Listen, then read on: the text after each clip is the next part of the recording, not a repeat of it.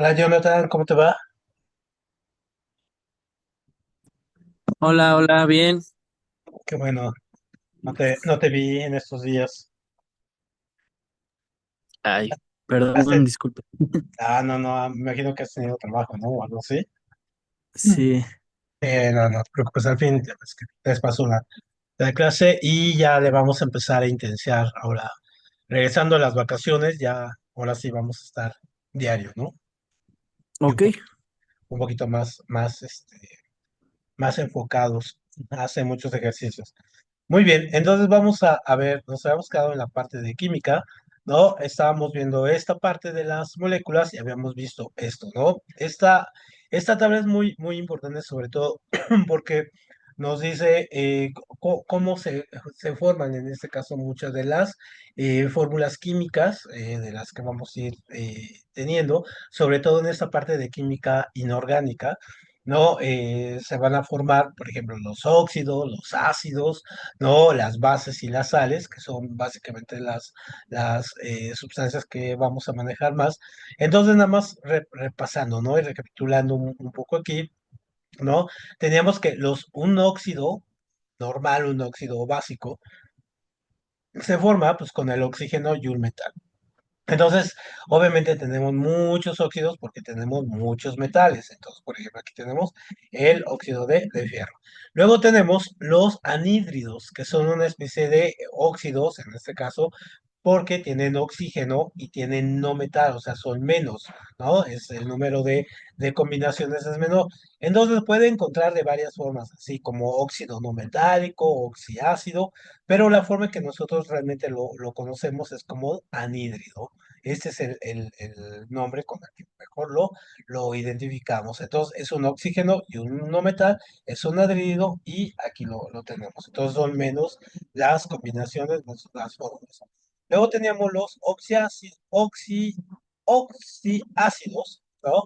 Que es un hidrógeno, y siempre que hablemos de ácido, vamos a tener la palabra hidrógeno ahí, ¿no? Entonces siempre acuérdense, cuando es un óxido tenemos al oxígeno, cuando tenemos un ácido vamos a tener al hidrógeno. Es como la clave, para un poco ir viendo. Entonces un oxiácido es un hidrógeno con un no metal más un oxígeno, ¿no? En este caso. Y entonces vamos a tener aquí el ácido sulfúrico, por ejemplo, ¿no? Entonces H2SO4, es decir, dos moléculas de hidrógeno, ¿no? Una de azufre y cuatro de oxígeno. Entonces tenemos aquí el hidrógeno. Entonces es como si agarramos un anhídrido, si se fijan aquí, agarramos un anhídrido y lo único que le agregamos en este caso es hidrógeno. O sea, oxígeno no metal y hidrógeno, entonces nos daría un oxígeno. Luego tenemos los hidrácidos. En este caso aquí igual tenemos la palabra hidrácido, entonces hidrógeno. Entonces un hidrógeno con un no metal, pero sin oxígeno. Ajá, aquí no hay oxígeno. Entonces al no tener un oxígeno, entonces obviamente también tenemos menos combinaciones. No, tenemos muy pocas combinaciones de hidrácidos. ¿Por qué? Porque hay pocos no metales. O sea, la gran mayoría de la tabla periódica y de los elementos vivos son, en este caso, metales. Y luego tenemos los hidruros. Los hidruros, en este caso, son hidrógeno más metal. Ajá. Entonces, los dos primeros sí son con no metal y luego entonces, los hidruros son hidrógeno y metal. Entonces, aquí sí tenemos un mayor número de hidruros. ¿Por qué? Porque tenemos más metales, ¿no? En la tabla, ¿no? Entonces, aquí. Y luego tenemos las bases. También se llaman hidróxidos. Entonces, estos sí los podemos encontrar de las dos formas como bases hidróxidos.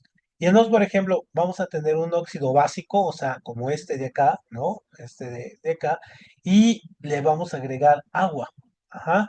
O sea, vamos a agregarle más, en este caso, más oxígeno, ¿no? Y más hidrógeno. Perdón, más oxígeno y con el mismo hidrógeno. Entonces, aquí tenemos nuestra fórmula. Si se fijan, aquí, a ver, déjenme traer un lápiz. ¿Ah? ¿Cuál es la fórmula del agua? Ahí está H2, ¿no? Y un óxido básico, por ejemplo, sería el zinc, ¿no? Es decir, este, ¿no? El zinc, aquí es que no tengo el lapicito hoy. Ajá, el zinc, ¿no? El zinc más el oxígeno. Así, ¿no? Así quedaría. Entonces, obviamente, ¿qué es lo que hacemos? Cuando combinamos, ahorita vamos a ver esto, cuando hacemos una reacción química, entonces aquí el zinc que tenemos aquí del óxido básico, ahí está, luego el hidrógeno, ahí está, entonces es O2, es H2, entonces aquí H y aquí está el 2, y luego tenemos en este caso el agua, ¿no? Que está aquí, el agua tiene su oxígeno, pero al tener aquí un óxido también tenemos otro oxígeno, entonces tenemos uno, 2 y aquí está, ¿no? También, 1, 2. Entonces, esta es la fórmula más común, ¿no? Como podemos nosotros distinguir a los hidróxidos o las bases. Esto es muy, muy interesante, así lo tenemos muchísimo más fácil, ¿no? O sea, nos perdemos menos en ese punto. Entonces, ahí sí. Y las sales, en este caso, son metal y no metal. Y obviamente, pues, esta es la sal común que tenemos en casa, ¿no? En este caso el cloruro de sodio, la sal común que tenemos ahí en casa, es metal y un no metal. Muy bien, entonces esto es como muy, muy, muy importante, esto sí también es muy preguntado en su examen. Muy bien, entonces esto nos da pie a, vamos a ver aquí una animación sobre el tema que sigue, es decir, cómo se crean estas reacciones, es decir, cómo se unen este oxígeno con el metal, el no metal con esto, o sea, cómo se unen, cómo se llega a dar esta relación de aquí, ¿no? Pues vamos a ver, déjame ver aquí, tenía una animación. Que nos sale aquí. A ver, espérame, a ver, ahí se me había apuntado. A ver, ahí está, ¿no? Es esta. Enojada.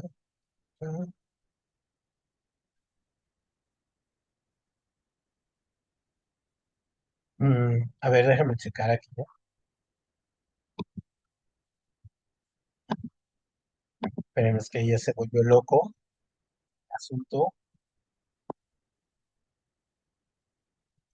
Que no sale esto, porque es muy importante esa noción.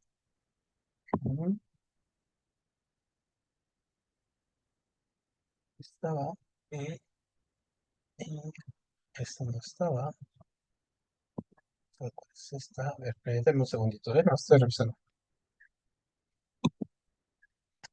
Sección. Ahí está, sí debería estar. No estaba bien guardada. Muy bien. A ver, ahora sí debe de salir. Ahí está.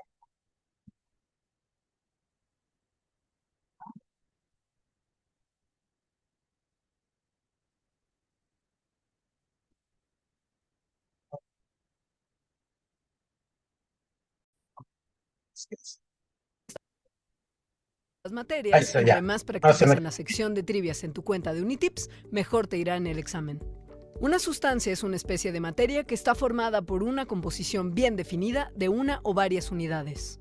Las sustancias se dividen en sustancias puras y mezclas. Una sustancia pura es un tipo de materia con composición constante y con características que la diferencian de otras sustancias. Existen dos tipos de sustancias puras: elementos y compuestos. Los elementos son las unidades más pequeñas con características en común en las que se puede descomponer una sustancia por medio de métodos químicos. Son la forma básica en la que encontramos las sustancias en la naturaleza y se componen de átomos idénticos. En otras lecciones de química profundizaremos y aprenderemos más acerca de los átomos. Por el momento, solo debemos entender que un átomo es la partícula más pequeña en la que un elemento puede ser dividido sin perder sus propiedades químicas. Algunos ejemplos de elementos químicos son el oxígeno, el oro, la plata y el carbono. Los compuestos son sustancias formadas por la unión de dos o más átomos. Estos pueden ser de uno, dos o más elementos. Al formarse, los compuestos obtienen nuevas características químicas que son distintas a las de los átomos que los formaron y solo pueden descomponerse en sustancias más pequeñas a través de procesos químicos. Algunos ejemplos son el agua, la sal y el alcohol etílico. A diferencia de las sustancias puras, una mezcla está formada por dos o más sustancias y mantiene las propiedades de cada una de ellas por separado. Las mezclas están formadas por un disolvente y un soluto. El disolvente es la sustancia que se encuentra en mayor cantidad, mientras que el soluto se encuentra en menor cantidad. No están unidos químicamente, por lo tanto, pueden ser separados por medio de procesos físicos. Las mezclas se clasifican por 1. La visibilidad de sus componentes. 2. El tamaño de las partículas del soluto. 3. La cantidad de soluto disuelto. Visibilidad de sus componentes. Por su visibilidad, las mezclas se dividen en heterogéneas y homogéneas. En las mezclas heterogéneas se pueden distinguir a simple vista los componentes. Por ejemplo, si juntamos agua y aceite, hablamos de una mezcla heterogénea. En las mezclas homogéneas es imposible distinguir los componentes. Por ejemplo, en la cerveza es imposible distinguir el agua del alcohol de la cebada. Por el tamaño de partículas de soluto. Se clasifican en 1. Soluciones. 2. Coloides. 3. Suspensiones. En las soluciones es imposible distinguir al soluto del disolvente y se caracterizan por tener partículas de soluto con un tamaño menor a 1 nanómetro.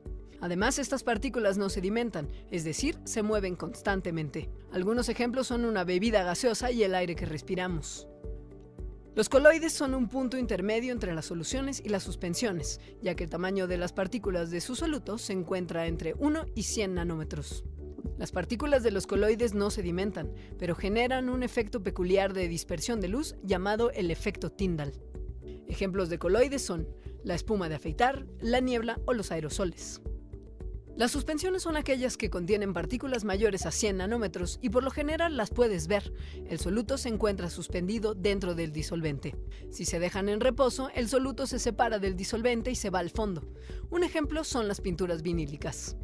Por la cantidad de soluto disuelto. Se dividen en 1. Diluidas. 2. Concentradas. 3. Saturadas. 4. Sobresaturadas. Las mezclas diluidas presentan pocas características del soluto y muchas del disolvente. Esto implica que la concentración del soluto es baja. Las mezclas concentradas presentan altas características del soluto, por lo que se puede decir que tienen una concentración de soluto mediana o alta. Las mezclas saturadas contienen la máxima cantidad de soluto que se puede disolver en el disolvente a temperatura y presión ambientales. Es decir, el soluto se encuentra en la cantidad límite en la cual no es distinguible. Las mezclas sobresaturadas contienen más soluto que en las saturadas, y este solo se puede llegar a disolver si se aumenta la temperatura o la presión de la mezcla. Repasemos los contenidos de la lección 1. Existen dos tipos de sustancias: las sustancias puras, que se dividen en elementos y compuestos, y las mezclas. Las sustancias puras son de composición constante y contienen características diferenciales, mientras que las mezclas se componen de dos o más sustancias puras. A su vez, las mezclas pueden clasificarse de tres distintas formas: por la visibilidad de sus componentes en homogéneas o heterogéneas, por el tamaño de sus partículas en soluciones, coloides y suspensiones, y por la cantidad de soluto disuelto en diluidas, concentradas, saturadas y sobresaturadas. Repasa el contenido de la lección. Lección química. Enlaces atómicos. Sustancias. Contenido. Muy bien, entonces ahí está la cuestión. Entonces sí es muy, muy importante tener bien claro ahí todas ellas, ¿no? Muy bien, ahora, ¿cómo estas compuestos, no? Porque lo que nosotros estamos viendo compuestos, no mezclas, ahorita vamos a ver las mezclas, pero los compuestos en este caso se van a tener relaciones también de enlaces, en este caso electromagnéticos. ¿Y cómo se van a dar estos? Pues se van a dar a partir de obviamente, de sus electrodes. Entonces, por ejemplo, vamos a tener, y esto siempre se los preguntan en su examen, en este caso, en los enlaces, los tipos de enlaces. Entonces, por ejemplo, tenemos el enlace iónico, que es en este caso un metal con un no metal, ¿no? Aquí, por ejemplo, lo que veíamos la sal, ¿no? El cloruro de sodio, que es en este caso metal con un no metal, ¿no? Ese se llama iónico. Luego el covalente, en este caso, que es la unión de dos no metales, ¿no? O sea, el iónico es el que más hay, ¿no? Luego el covalente, son dos no metales. Entonces, por ejemplo, aquí tenemos el hidrógeno y el cloro, que los dos son no metales. Y luego tenemos el metálico, que como el nombre lo dice, pues obviamente son dos metales. Ajá. Y entonces, por ejemplo, aquí tenemos el fierro, ¿no? Y tenemos aquí el sodio, ¿no? Y que se juntan. Entonces, obviamente, ¿cómo es el enlace de estos? Entonces, iónico, ¿no? Metal y no metal. Muy importante. Covalente, dos no metales, y metálico, en este caso, dos metales. Ahora, ¿cómo se ven estos, no? Vamos a echarle un ojo a esto. No sé, que nunca se reproduce inmediatamente. Eh, Permítame,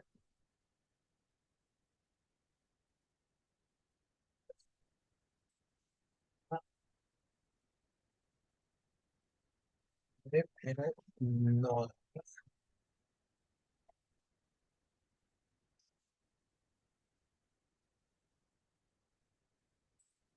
Química. Lección 4. Enlaces atómicos. Contenido.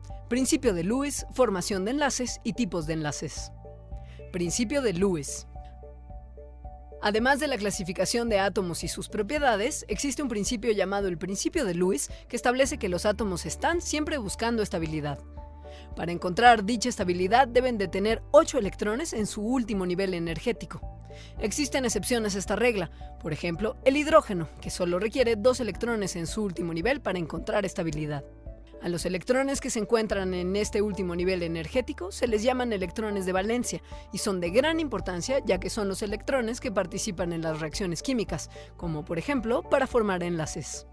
Un enlace es la unión o atracción que existe entre dos átomos distintos y se forman por la necesidad que tienen de encontrar estabilidad y cumplir con el principio de Lewis. Existen 3 tipos de enlaces. 1. Enlaces iónicos. 2. Enlaces covalentes. 3. Enlaces metálicos. Por lo general, el tipo de enlace se debe a la diferencia en electronegatividad de los átomos que participan en él. La electronegatividad es la capacidad de un átomo para atraer electrones y así formar un enlace químico en una molécula. Para determinar la electronegatividad es común utilizar la escala de Pauling, que clasifica los elementos del 0 al 4. El francio, con una electronegatividad de 0.7, es el elemento con menos fuerza de atracción, y el flúor, el elemento con más fuerza de atracción, con un valor de electronegatividad de 4. 1. En un enlace iónico existe transferencia de electrones de un átomo a otro. Esto forma una unión fuerte, debido a que se generan fuerzas electrostáticas que mantienen dicha unión. La diferencia en electronegatividad en estos enlaces es por lo general mayor a 1.7. 2. El enlace covalente es creado cuando dos átomos comparten pares de electrones para encontrar estabilidad. Para que se dé un enlace covalente, debe de existir una diferencia menor a 1.7 en la electronegatividad de los átomos que lo conforman. Los enlaces covalentes se subdividen en 3 tipos. 1. Enlaces covalentes polares. 2. Enlaces covalentes no polares. 3. Enlaces covalentes coordinados. 3. El enlace metálico une a los átomos de manera muy compacta, formando una red de átomos de metal. En este tipo de enlace, los electrones brincan de un átomo a otro. Repasemos los contenidos de la lección 4. Revisamos el principio de la regla del octeto de Lewis, que establece la búsqueda de estabilidad de los átomos, lo cual nos llevó a explorar los distintos tipos de enlace que se forman para alcanzar esta estabilidad. Estos tipos son los enlaces iónicos, que se caracterizan por tener una electronegatividad mayor a 1.7, los enlaces covalentes, que se caracterizan por tener una electronegatividad menor a 1.7 y se dividen en polares, no polares y coordinados, y por último los enlaces metálicos, que se caracterizan por unir los átomos de manera muy compacta formando una red de átomos de metal. Repasa el contenido de la lección resolviendo los Muy ejercicios de bien, práctica en tu cuenta de... perfecto. Y entonces aquí tenemos un ejemplo de enlace iónico, ¿no? Donde en este caso aquí tenemos un metal y un no metal y se pasan en este caso electrones, ¿no? Y tenemos aquí un enlace covalente, ¿no? En este caso con dos no metales, donde en este caso se juntan, ¿no? Aquí lo del octeto de Lewis, ¿no? Aquí cómo se juntan para buscar la estabilidad, ¿no? Todos juntos y poder en este caso ser elementos estables aquí el metano, ¿no? De la química orgánica, ¿no? El oxígeno, ¿no? El cloro y el hidrógeno. Y en este caso un metálico, ¿no? Que es básicamente, ven cómo se arman y forman una estructura muy sólida, es decir, finalmente son metales y muy estructurada. ¿Mm? Muy bien. Entonces, de aquí pasamos a ver la parte de las reacciones químicas. Entonces, por ejemplo, esta es una reacción química de cuando reaccionan dos elementos, en este caso, cómo reaccionan y cómo se pueden, en este caso, convertir o puede haber unas reacciones ahí muy extrañas. Nunca hicieron esa reacción que es como clásica en una Coca-Cola ponerle un Mentos, por ejemplo, esa es una reacción química y esa es así como de las interesantes, ¿no? Se les ponen ahí un Mentos y entonces como que explota todo. Entonces, esa es una reacción química, ¿no? Entonces, obviamente, las reacciones químicas, por ejemplo, aquí, ¿no? Estos elementos, el óxido es el 4 de fierro, ¿no? Con este caso es, eh, ¿cuál es este elemento? Bueno, no me acuerdo, pero juntos, en este caso, hacen este tipo de reacción. Entonces, obviamente las reacciones, todas las reacciones van a tener en este caso una ganancia de calor o una pérdida de calor. Entonces, por ejemplo, cuando sacan calor, ojo, porque esto también es muy clásico de Excel, cuando sacan el calor se llama exotérmica, es decir, lo expulsan el calor. Y cuando en este caso son muy frías, es decir, que ganan el calor, en este caso se llaman endotérmicas. Entonces las exotérmicas es que expulsan el calor, ¿no?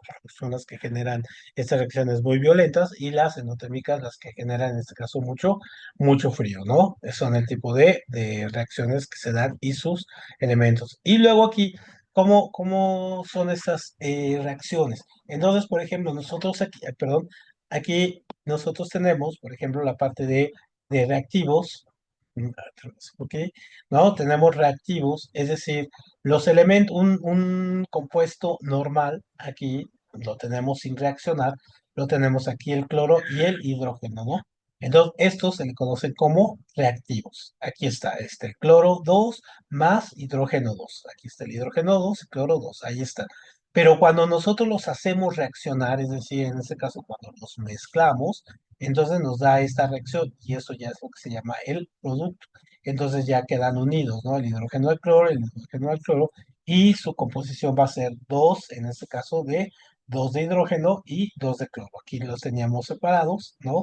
Y aquí podemos decir desde aquí que hay 2 de este y 2 de esto. Esto significa esto, ¿no? Entonces, obviamente, entonces, reactivos es cuando no están, en este caso, están sin reaccionar, y productos es cuando ya una vez han reaccionado o ya han hecho la reacción, ¿no? Aquí por eso tenemos la suma y aquí es, obviamente, la respuesta. Entonces, obviamente, por ejemplo, nosotros tenemos 4 tipos de reacciones químicas básicas. ¿Cuál es la primera? Esta también se llama combinación, pero también en este caso, esta también se puede llamar de síntesis. Ajá, síntesis. ¿Qué significa esto? Que por ejemplo aquí tenemos dos elementos, ¿no? Tenemos hidrógeno, tenemos oxígeno y si los unimos, ¿no? Los unimos, pues obviamente nos da agua. Esa es la reacción resultante, o sea, es agua ahí. Y entonces los estamos uniendo. Pues eso se llama síntesis. Pero si yo tengo estos dos otra vez, ¿no? Aquí tengo, por ejemplo, plomo y tengo oxígeno, aquí los tengo unidos. Ajá, si yo los separo, ajá, esto se llama descomposición, pero también se llama análisis. Ajá, es decir, se separa. Entonces, síntesis, en este caso, o combinación, es cuando de dos independientes, ajá, surge uno. Y la descomposición es al revés, cuando tenemos uno solo y lo descomponemos, esto se llama análisis. Entonces, estos van y vienen, ¿no? Estos son muy comunes, digamos, muy comunes. Luego tenemos el que se llama desplazamiento simple. Ajá. Desplazamiento simple es en este caso, ¿por qué? Porque aquí se oigan, vamos a tener tres elementos. Aquí es muy interesante. Tenemos tres, uno unido y uno independiente. Entonces, cuando nosotros los desplazamos, es decir, hacemos la reacción, estos se van a comportar de una manera muy diferente. Entonces, por ejemplo, este de aquí se va a quedar, ¿no? Este se queda aquí, aquí lo tenemos, pero estos se intercambian. Este se va para acá, ajá, y este se queda solo. Entonces, obviamente tienen esta reacción, y esta reacción es común, o sea, esta se da, y en este caso, aquí los tenemos juntos, ¿no? Entonces tenemos aquí el carbono, el oxígeno y aquí el plomo por acá, ¿no? Entonces aquí está el carbono, acá está en este caso el plomo y aquí está el oxígeno. Entonces ahí esa es la desplazamiento y este es el modelo. Entonces el de acá, los extremos se juntan y el que queda en medio queda hecho al extremo, ¿no? Nada más se van a voltear aquí. Muy bien. Y luego tengo el doble desplazamiento. Ajá. Entonces el doble desplazamiento, pues obviamente tengo 4 elementos. Esto es como una pista también un poco de cómo vamos viendo, ¿no? Cuántos elementos tenemos. Entonces aquí tenemos 4. Entonces, por ejemplo, aquí tenemos, en este caso el oxígeno, aquí tenemos un anhídrido, es decir, tenemos el hidrógeno, tenemos el cloro, tenemos el sodio, ¿no? En fin, entonces tenemos aquí estos 4.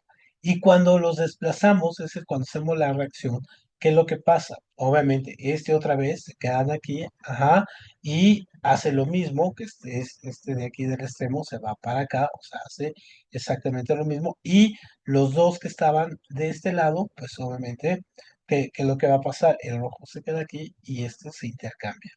Ujú. O sea, este se mueve para acá y este se mueve para acá, ¿no? El rojo y el verde y el azul se intercambian y esa es la combinación que se da. Entonces, por eso es doble, porque se mueve uno, dos, ¿no? Dos elementos ahí. Entonces, obviamente, son muy comunes. Estos en el examen los pueden preguntar, tanto nada más tener así las fórmulas y ver cómo se mueven, o en este caso, preguntarles qué tipo de desplazamiento es, ¿no? Entonces, por ejemplo, aquí, vamos a borrar esto. Entonces, aquí lo tenemos, ¿no? Uno, dos, uno, dos. Entonces, ¿qué pasa con los extremos? Obviamente, los extremos son los que se mueve, ¿no? Decíamos, entonces se mueve este para acá, este se va para allá, y en este caso, este se viene para acá, ¿no? Si lo hacemos aquí, este se va para allá y este se viene para acá, lo cual queda una sal más agua, ¿no? Aquí, ¿no? Entonces, agua con sal, es esto, ¿no? Se ve muy elevado, simplemente es agua con sal, esa combinación. Ujú. Muy bien, ¿no? Esa reacción química, ¿no? Muy bien. Entonces, aquí lo tenemos. Ojo, este es muy interesante. Y este también se los voy a enviar, ¿no? Entonces, vamos a ver aquí una explicación un poquito más o menos. Química. Lección 5. Clasificación de los compuestos. Contenido. Clasificación de compuestos inorgánicos y el concepto de mol. Existe un sinfín de compuestos que se pueden formar al combinar los elementos de la tabla periódica. Por lo tanto, se utilizan agrupaciones para clasificarlos. Los 5 principales grupos de compuestos inorgánicos son los óxidos básicos, los óxidos ácidos, los hidróxidos, los ácidos y las sales. 1. Los óxidos básicos se forman de la unión entre un metal y oxígeno. 2. Los óxidos ácidos o anhídridos son compuestos que se forman al unir un no metal con oxígeno. 3. Los hidróxidos o bases son compuestos que se forman de la unión de un elemento metálico con un radical hidroxilo. 4. Los ácidos se dividen en 2 tipos, los hidrácidos y los oxiácidos. A. Los hidrácidos surgen de la unión de un elemento no metálico con hidrógeno. B. Los oxiácidos surgen de la unión de un hidrógeno con un radical negativo anhídrido. 5. Las sales se forman cuando se realiza una reacción de neutralización entre un ácido con una base. Las sales se dividen en las que provienen de los oxiácidos, llamadas oxisales, y las que provienen de los hidrácidos, llamadas sales aloideas. El mol y peso molecular. Un mol es una unidad que mide la cantidad de sustancia. Un mol es equivalente a la cantidad de átomos que hay en 12 gramos de carbono 12 puro, es decir, 6.022 por 10 a la 23 átomos. Este número es conocido con el nombre de la constante de Avogadro. De esta constante se desprende el concepto de peso molecular, que se define como el peso en gramos de un mol de algún compuesto. El peso molecular se obtiene de la siguiente forma. Para cada átomo, multiplicamos el peso atómico por el número de veces que aparece en la molécula. El resultado de cada multiplicación se suma para obtener el peso molecular. Por ejemplo, en el caso del ácido nítrico, que tiene un átomo de hidrógeno, un átomo de nitrógeno y 3 átomos de oxígeno, el peso molecular se obtiene sumando el peso atómico del hidrógeno, que es 1, más el peso atómico del nitrógeno, que es 14, más 3 veces el peso atómico del oxígeno, que es 16, lo cual nos da un resultado de 63 gramos por mol. Una vez que conocemos el peso molecular de un compuesto, podemos establecer una relación que nos permite convertir de gramos mol a gramos y a número de moles. Esta relación nos dice que el número de moles de un compuesto es igual al peso del compuesto entre el peso molecular. Veamos un ejercicio para ilustrar esta relación. ¿Cuál es el número de moles que hay en 30 gramos de ácido sulfúrico? Sabemos que el peso atómico del hidrógeno es igual a 1 gramo por mol, el del azufre es 32 gramos por mol y el del oxígeno 16 gramos por mol. De aquí se desprende que el peso molecular del ácido sulfúrico es 2 veces 1 más 32 más 4 veces 16, lo cual nos da 98 gramos por mol. Si sabemos que el número de moles es igual al peso entre el peso molecular, el número de moles en 30 gramos de este compuesto será 30 entre 98, es decir, aproximadamente 0.31 moles. Repasemos los temas de la lección 5. Revisamos la clasificación de distintos compuestos químicos como los óxidos básicos, los óxidos ácidos, los hidróxidos, los ácidos y las sales. También revisamos el concepto de mol, el concepto de peso molecular y las relaciones que se utilizan para pasar de peso a número de moles y viceversa. Repase el contenido. Bien, perfecto. Muy bien. Y ya para ir terminando hoy, entonces tenemos esta cuestión que es el balanceo de las fórmulas. Más adelante vamos a ver en la sesión próxima, vamos a retomar en la segunda parte de este video, donde se ve la parte del peso molecular y los moles y todo ese asunto. Lo vamos a retomar en la siguiente sesión. Pero la primera parte también era muy importante. Entonces, ya que tenemos aquí, en este caso, los reactivos y los productos, cuando hacemos en este caso la reacción, la cuestión es que debe de quedar el mismo número de átomos que están aquí, debe de quedar acá una vez que se pasa. O sea, no debe de haber cambio, no debe de aumentarle más ni menos, debe de quedarse igual. La cuestión es cómo lo distribuimos, ¿no? Entonces, por ejemplo, en esta fórmula aquí, que no está balanceada, es decir, aquí ya se hizo una reacción, pero no está el balance, es decir, esto es diferente, ajá, pesa diferente a esto. Y vamos a ver cómo está balanceada. En este caso aquí está balanceada, esto es lo mismo. Entonces aquí tenemos H2O, es decir, tenemos cuántos de hidrógeno. Bueno, aquí los voy a poner. Acá tengo de hidrógeno, tengo 2, ajá, y de oxígeno tengo 1, ¿no? Luego tengo nitrógeno 2, ajá, nitrógeno 2 y oxígeno 5. 5, en este caso, más este, me da 6, que es el total de oxígenos que tengo de este lado. Ahora, una vez que yo ya la pasé y que ya está acá, que ha reaccionado, tengo que darme cuenta que sean los mismos, o sea, que sea 2, 6 y 2. Entonces aquí este 2 me dice que este 2 tengo 2 de hidrógeno, ¿no? Aquí está, este 2 representa aquí. Luego este 2 me dice que tengo 2 de nitrógeno, o sea, está balanceada. Y luego este 2 por 3, 6, o sea, son oxígeno 6. Entonces, obviamente, están balanceadas las ecuaciones. Lo de acá es lo mismo de acá, ¿no? Y se fijan acá no, ¿no? Acá en este caso es lo mismo de acá, pero solamente tengo un hidrógeno, un nitrógeno y 3 oxígenos. O sea, está completamente desbalanceado. Ahora, en este caso, aquí tenemos otra, ¿no? En este caso aquí no está balanceada, esta es diferente de esta. Entonces aquí tenemos un hidrógeno, vamos a ver, un hidrógeno, un cloro, en este caso, un zinc, ¿no? Uno, uno y uno. Y acá tengo, en este caso, tengo un zinc, tengo en este caso dos cloros y tengo dos hidrógenos. Entonces, obviamente, esto es muy diferente de esto. Aquí yo tengo esto, ¿no? Tengo una balanceada que ya reaccionó. Entonces tengo aquí, ¿cuántos hidrógenos? Tengo dos hidrógenos, ajá, tengo dos cloros, ajá, y tengo un zinc. Ujú. Y acá, ¿cuánto tengo? Tengo un zinc, tengo aquí, me dice que son dos cloros, ajá, y acá tengo un 2. Entonces ustedes en el examen no es que vayan a tener que balancear una ecuación, sino tienen que buscar esto, ¿no? La que sea correcta, la que esté, en este caso, de dos formas. Uno, que les pongan esta primera y les digan cuál de las siguientes respuestas está balanceada, ¿no? O sea, cuál de las siguientes opciones es la que está balanceada. Entonces tienen que fijarse cuánto hay aquí y luego ver las opciones que sea, en este caso, que esté balanceada. Que no tenga un elemento diferente, cosas así, ¿no? Porque luego esas son trampas. Y entonces eso es. O les pueden poner toda la fórmula, es decir, si está balanceada o cómo la balancearía, ¿no? Y les ponen opciones, ¿no? Les ponen 2, 4, 6, ¿no? O sea, se las ponen así simple y ustedes tienen que poner estas opciones, en todos, do, o estos dos aquí en los incisos. Entonces, es la manera que se las ponen. Esto es muy, muy interesante. Muy bien, entonces, ya para terminar, vemos este último video sobre balanceo de ecuaciones. Química. Balanceo de reacciones químicas. Contenido. Tipos de reacciones químicas y balanceo por tanteo. Reacciones químicas y balanceo. Una reacción química es un fenómeno por el cual una o más sustancias sufren una transformación en su composición química.